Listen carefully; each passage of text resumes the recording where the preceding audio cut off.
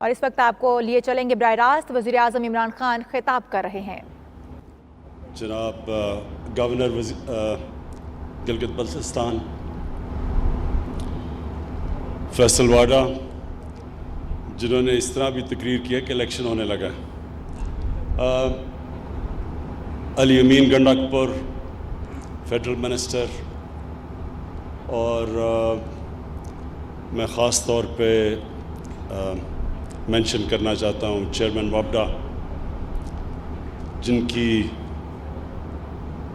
جنون کی حد تک جو لگاؤ ہے اس پروجیکٹ سے، اور جو آگے بھی ان کا پلانز ہیں، جو آگے ہم ڈیمز بنانا چاہتے ہیں، میں آپ کو خاص طور پہ آج اکنالج کرنا چاہتا ہوں۔ خواتین و حضرات، دیکھیں قومیں ترقی کیسے کرتی ہیں۔ قومیں ترقی تب کرتی ہیں جب وہ آگے کا سوچتی ہیں،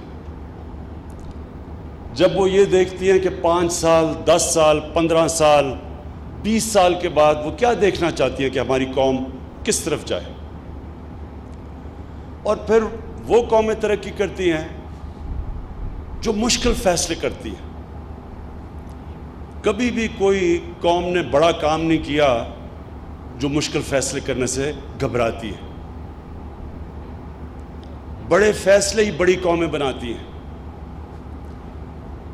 اور تیسری چیز، جو سب سے امپورٹنٹ چیز، کہ وہ قوم ترقی کرتی ہے جو اپنے انسانوں کی قدر کرتی ہے، اپنے انسانوں کے اوپر سرمایہ کاری کرتی ہے، وہ اس طبقے کو اوپر اٹھاتی ہے جو لوگ پیچھے رہ گئے ہوں زندگی کی ریس میں، یعنی جس کو ہیومن ڈیولپمنٹ کہتے ہیں۔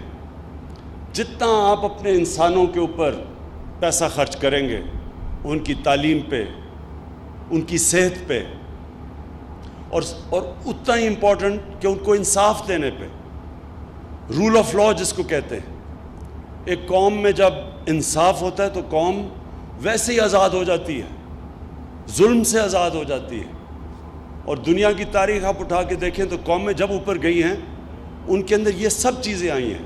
رول آف لا آیا ہے، قانون کی بالادستی، تعلیم کے اوپر زور دیا گیا، اور پھر یہ دیکھا لوگوں کا جب آپ دھیان رکھتے ہیں تو ظاہر آپ ان کی صحت کا دھیان رکھتے ہیں، آپ ہسپتال بناتے ہیں، آپ پرائمری ہیلتھ کیئر کو بہتر کرتے ہیں۔ لیکن یہ سب سے امپورٹنٹ چیز ہے کہ ایک قوم دور اندیش ہوتی ہے جو کہ بڑی قوم بنتی ہے۔ چائنا کی ترقی دیکھ لیں آپ، چائنا کی کمال یہ ہے کہ وہ 30 سال کے پلان بنے ہوئے ہیں۔ ہم جب چائنا گئے تو ان کے اتنے آگے لمبے پلان بنے ہوئے تھے کہ انہوں نے کیا کرنا ہے۔ پہلے سے سوچتے ہیں کہ آگے ہمیں پانی کا مسئلہ آئے گا، ہمارے وہ علاقے پیچھے رہ گئے ہیں، ہم نے ان کو اوپر لے کے آنا ہے۔ تو ان کی بہت بڑی یہ خوبی ہے اس قوم کی کہ آج دنیا میں سب سے تیزی سے آگے نکل گئے ہیں۔ کوئی سوچ بھی نہیں سکتا تھا 30 سال پہلے کہ چائنا دنیا کی وہ قوم بن جائے گی جو اب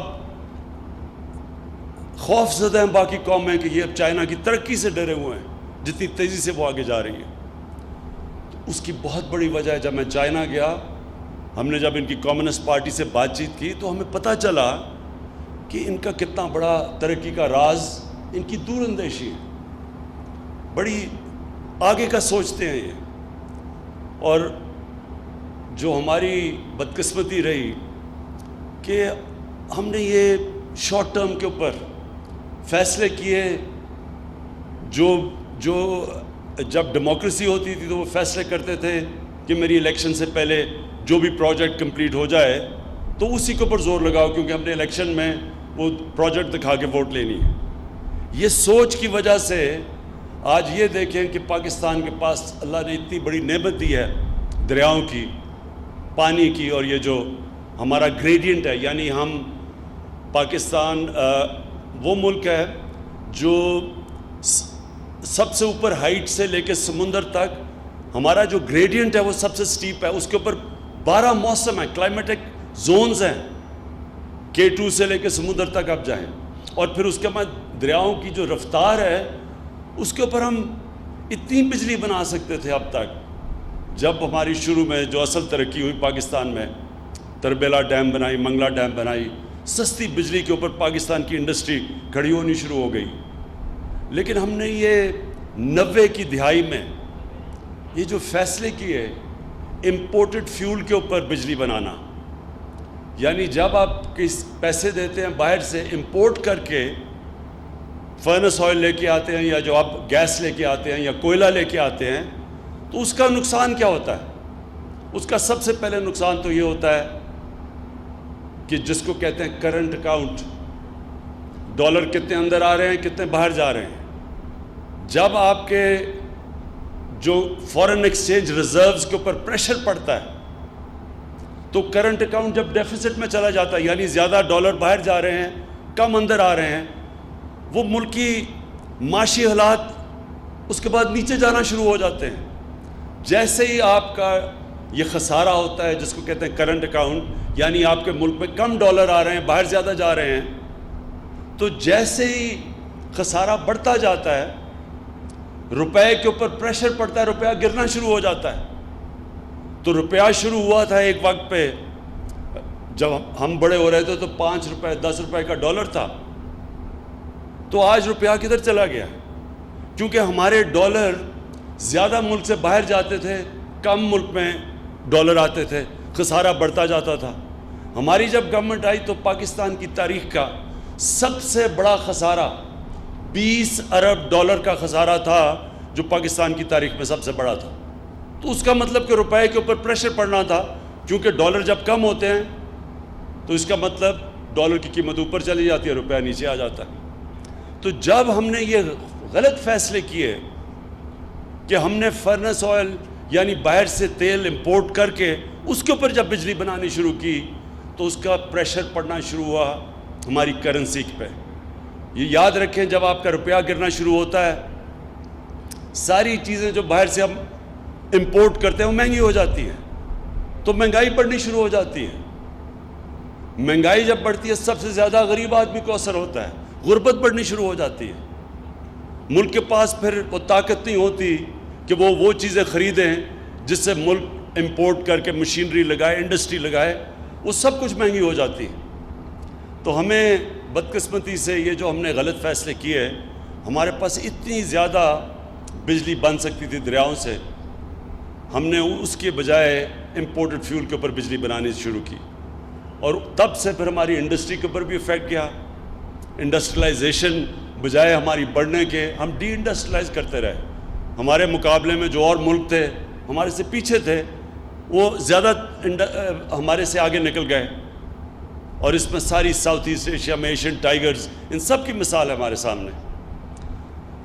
تو یہ جو آج ہم نے اس کی بڑا فیصلہ کیا ہے، ایک ایسی پاکستان کی تاریخ کی سب سے بڑی ڈیم اب ہم بنانے جا رہے ہیں.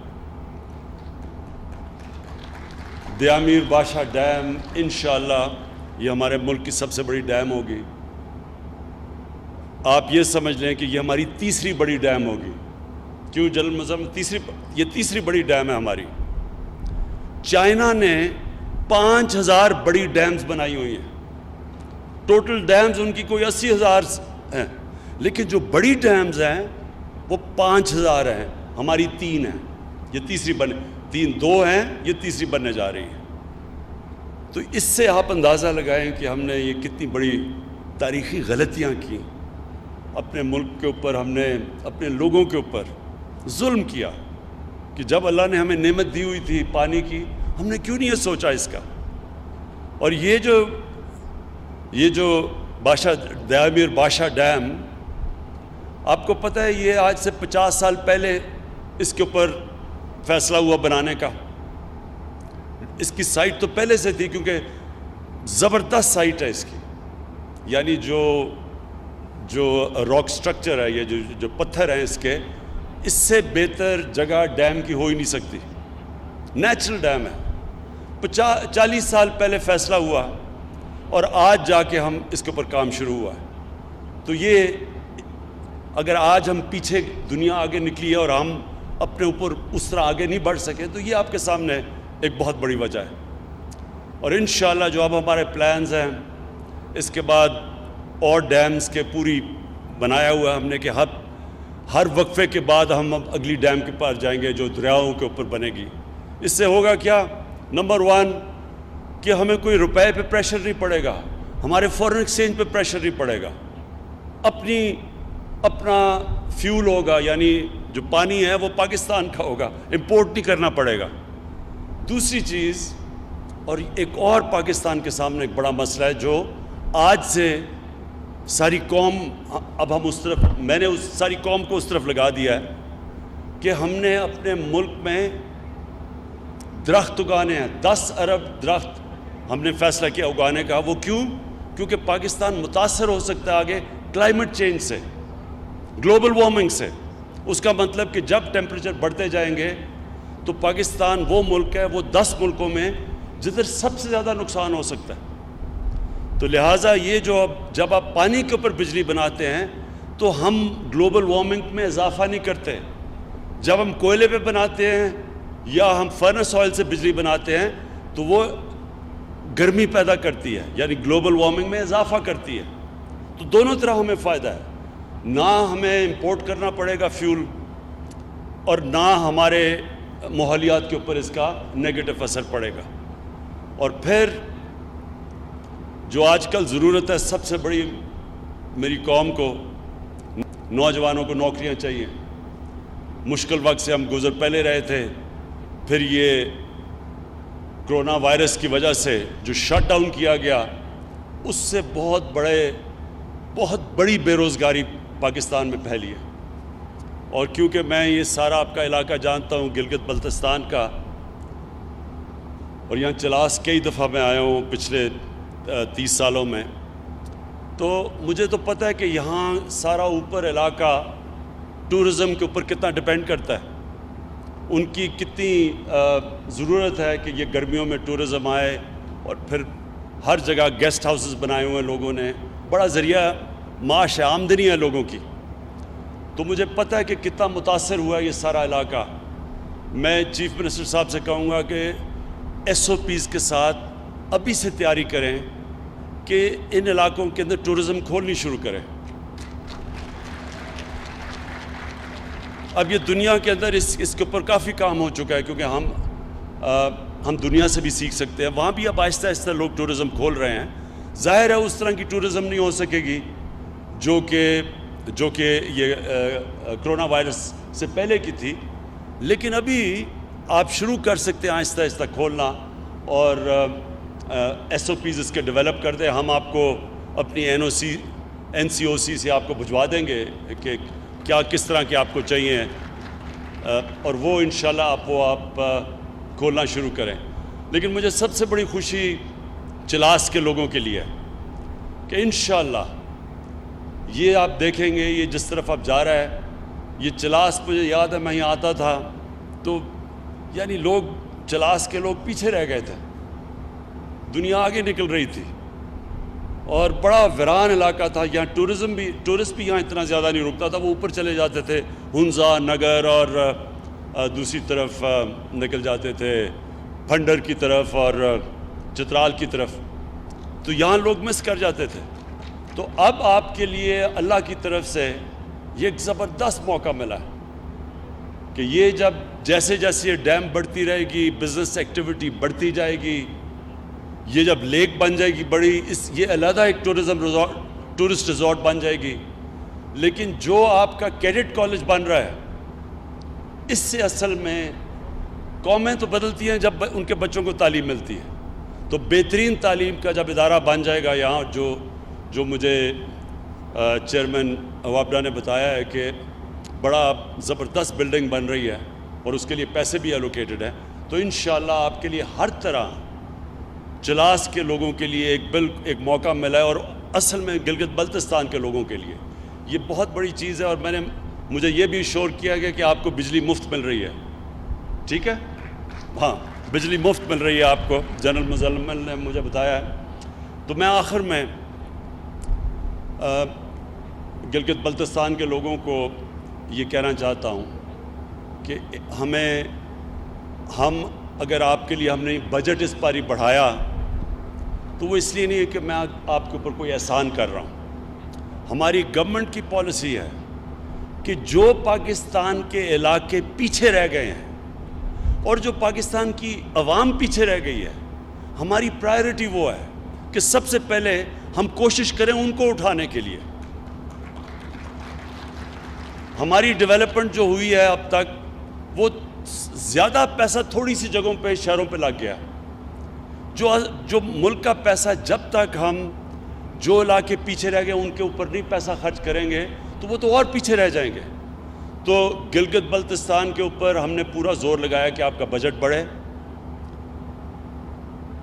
جو مرج اب ہو گیا ہے، جو پرانا قبائلی علاقہ تھا، اس کے اوپر ہم اب پوری طرح وہ، حالانکہ مشکل حالات کے اندر، ہم مرج ڈسٹرکٹ یعنی کہ جو پرانا قبائلی علاقہ تھا اس کو ہم پوری طرح فنڈ کر رہے ہیں. اور تیسرا بلوچستان، جو ہمارا ہے تو زمینی طور پہ سب سے بڑا صوبہ، لیکن وہ بھی بہت پیچھے رہ گیا ہے. تو اس کے اوپر بھی ہم نے اس پر ہی بلوچستان کو پیسہ دیا ہے.